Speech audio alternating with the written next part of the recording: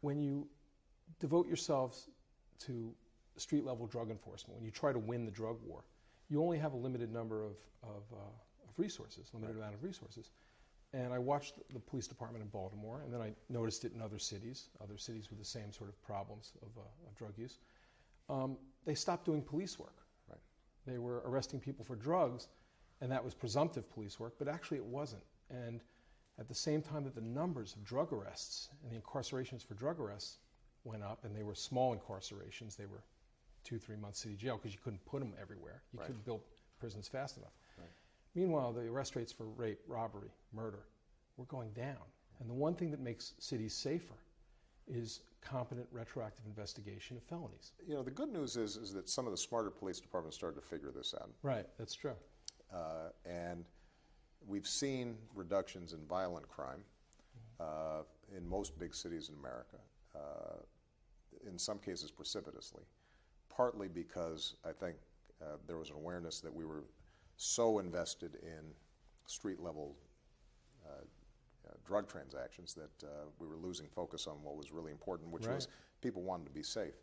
On the other hand, what we know is that a consequence of that was this massive trend towards incarceration, even of nonviolent drug offenders. And I saw this from the perspective of a state legislator, this just explosion of incarcerations, disproportionately African American and Latino. Yep.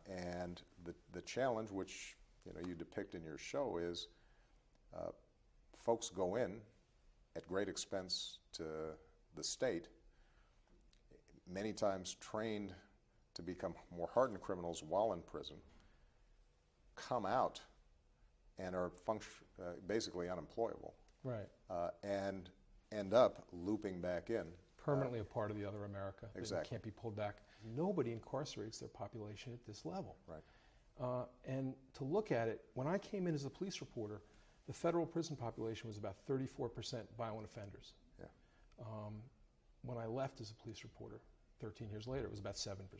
Right. So these were less violent people getting longer sentences. Of course, there was the elimination of parole and good time, and all you had was good time.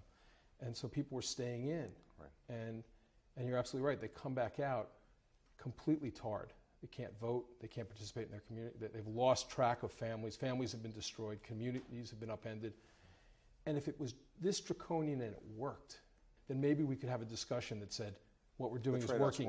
Yeah, it's terrible, and we're losing a lot of humanity, but hey, it's working. Yeah. But it doesn't work. It's Right. draconian, and it doesn't work.